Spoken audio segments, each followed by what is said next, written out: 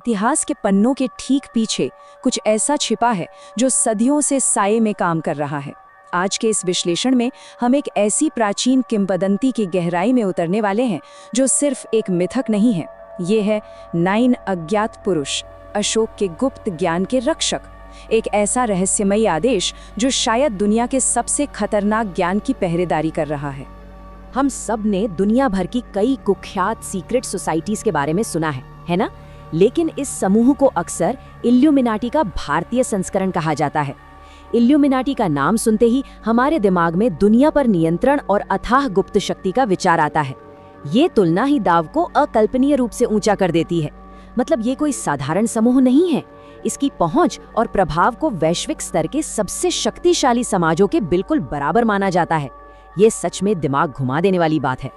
तो आखिर ये 9 अज्ञात पुरुष हैं कौन? किंवदंतियों की माने तो ये दुनिया के सबसे शक्तिशाली और सबसे रहस्यमयी गुप्त समाजों में से एक है।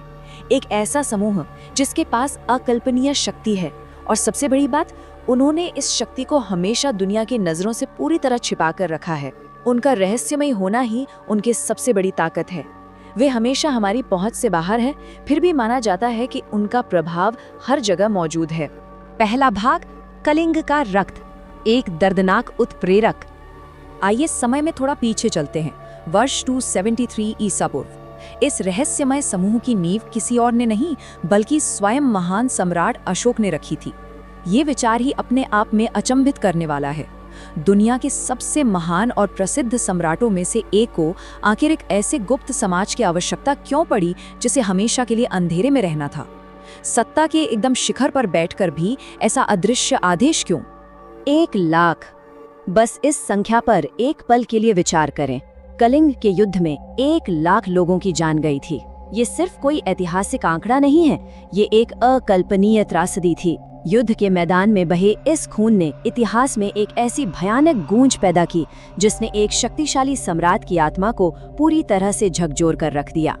इतनी भारी तबाही देखने के बाद ये भयानक नरसंहार एक दर्दनाक उत्प्रेरक बन गया। उस वक्त ये गहरा एहसास हुआ कि मानव जाति के पास कुछ ऐसा ज्ञान है जो अगर गलत हाथों में पड़ जाए तो पूरी दुनिया नष्ट हो सकती है। ये बिल्कुल स्पष्ट हो गया था कि कुछ वैज्ञानिक और मनोवैज्ञानिक रहस्य मानवता के लिए इतने खतरनाक हैं कि उन्हें कभी भी सार्वजनिक नहीं किया जा सकता।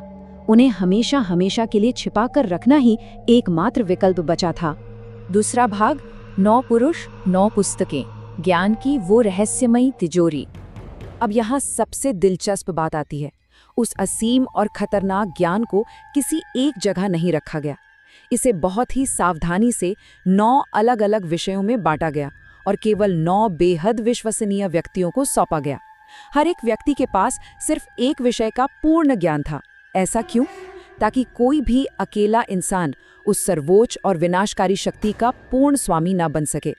शक्ति के संतुलन का ये कितना अद्भुत और प्राचीन तरीका है। लेकिन यहाँ एक ऐसा विरोधाभास सामने आता है जो सच में दिमाग सुन्न कर देता है। एक तरफ है 273 ईसा पूर्व का समय, एक ऐसा युग जब युद्ध तलवारों और रथों से लड़े जाते थे, और दूसरी तरफ इस ज्ञान में माइक्रोबायोलॉजी और टाइम ट्रैवल जैसी चीजें शामिल बताई जाती हैं। क्या इतने प्राचीन काल में ऐसे एडवांस विज्ञान की कल्पना भी की जा सकती है? ये बेमेल बात ही इस किंवदंती को इतना सम्मोहक और गहरा बनाती है। उन 9 पुस्तकों में जो वर्जित विषय शामिल थे वे सच में चौंकाने वाले हैं। टाइम ट्रैवल, प्रोपेगेंडा, माइक्रोबायोलॉजी और मनोवैज्ञानिक युद्ध।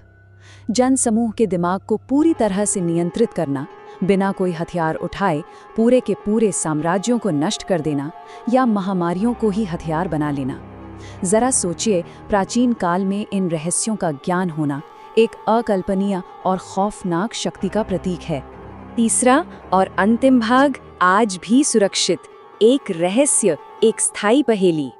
ये तथ्य अपने आप में हैरान कर देने वाला है कि सदियों का इतिहास बीत चुका है। अनगिनत साम्राज्य उठे और मिट्टी में मिल गए, लेकिन इन 9 रक्षकों की वास्तविक पहचान आज तक एक पूरी तरह से अनसुलझा रहस्य बनी हुई है। कोई नहीं जानता कि वे कौन थे, उन्हें कैसे चुना गया था या वे दुनिया के किस कोने में छिपे थे। उन्होंने इतनी कुशलता से काम किया कि इतिहास के किसी भी पन्ने में उनका स्पष्ट नाम या चेहरा कभी दर्ज ही नहीं हो पाया। वे बिल्कुल साये की तरह थे। और अब आता है इस पूरी कहानी का सबसे रोंगटे खड़े कर देने वाला पहलू। माना जाता है कि ये गुप्त समाज पीढ़ियों से संरक्षित है और आज इस वक्त भी मौजूद है। इसका सीधा सा मतलब ये है कि जब भी किसी एक अज्ञात पुरुष की मृत्यु होती है तो उसका स्थान लेने के लिए किसी नए योग्य व्यक्ति को वो रहस्यमयी पुस्तक और वो खतरनाक ज्ञान सौंप दिया जाता है। दुनिया चाहे कितनी भी बदल गई हो, लेकिन वो प्राचीन ज्ञान और उसे छिपाने का संकल्प शायद आज भी उसी तरह सक्रिय है। तो इस पूरी चर्चा के अंत में बस एक ही गहरा सवाल बचता है, क्या वे 9 अज्ञात पुरुष अभी भी हमें देख रहे हैं? क्या आज भी सत्ता के गलियारों में या आधुनिक तकनीक की दुनिया के पीछे छिपे हुए वे उन खतरनाक रहस्यों की रक्षा कर रहे हैं? सम्राट अशोक का वो प्राचीन आदेश, क्या वो आज भी हमारे बीच खामोशी से अपना काम कर रहा है? ये एक ऐसा विचार है जो आसानी से पीछा नहीं छोड़ता।